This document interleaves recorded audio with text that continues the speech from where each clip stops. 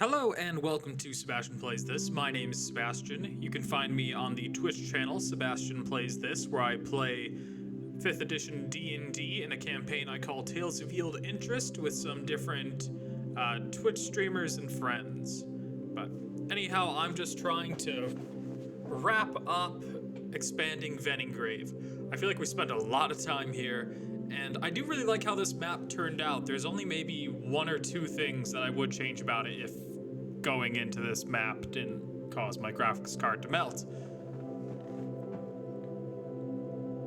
But I should have a link in the description if you do wish to download this map. At least that should be available at this point.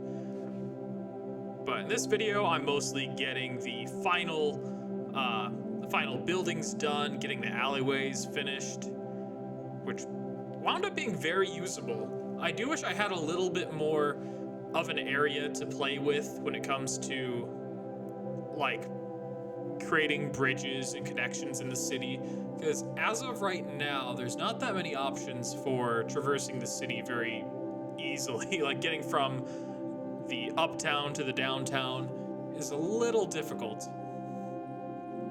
But I don't think it's going to be that big of a deal when it comes to actually playing on this map.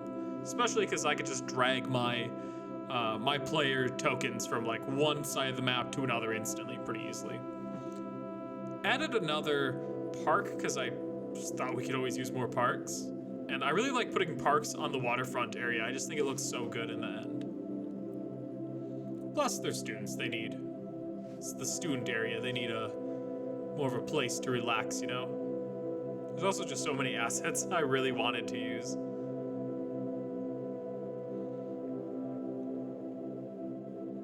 I think I did adequately light the city, but on Foundry I did add a couple lights because just a few spots were a little dark when it got to be nighttime. During the day, midday, and beginning of the evening, it's pretty okay, but it's just a couple things that are a little off when it gets to be nighttime. I might go in and actually install a bunch of lights later on, but lessons learned for the next map. I did actually finally expand the map enough to give this part of the, what did I name this tavern? This tavern totally has a name. I forget what it was. But I did finally add a little thing to close off the back of it for their patio service, I guess is what you'd call it. Over here, I thought it'd be cool to have another brewery, because I do technically have a brewery for really close to the other tavern/inn, but I felt like I needed a bigger one, and I felt like putting one in the uptown area would be kind of nice. Especially because one of the families that's supposed to be really prominent in this area is supposed to control like a lot of the alcohol supply. So I guess it has some lore in it.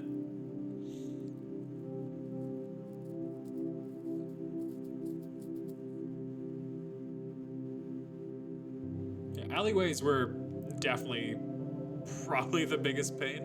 I think once they introduce a way to have like diagonal walls and maybe some better curved walls, which we did recently get curved walls in the recent update, I feel like it's gonna make alleyways a lot better, gonna make cities look a lot more organic, as opposed to this, which is mostly just a grid, which the gridded system for city design is pretty new, not exactly a medieval concept. So I would like just some more organic looking alleyways, I think, in the future. As I said, this totally works. It's maybe a little bit reminiscent of old school RuneScape. What did I add here, I wonder? Oh, I added another outside part. I thought that'd be fun.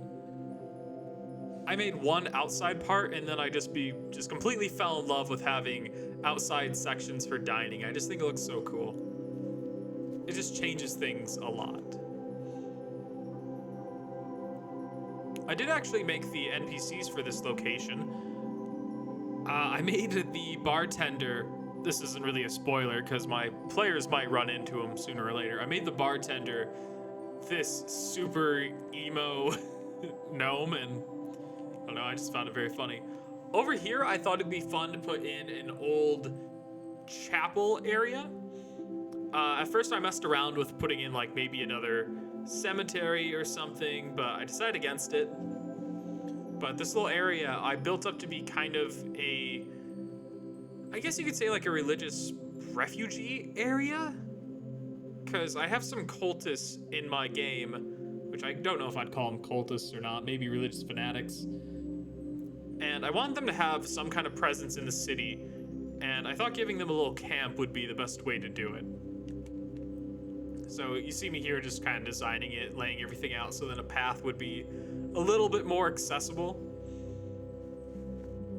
Also, I figured dirt made sense. So here, I did struggle a little bit at first. I almost didn't do the grid, and I'm very glad I did the grid for that. So that's actually a usable bridge, as opposed to being something that my tokens would just be somewhat to the side of.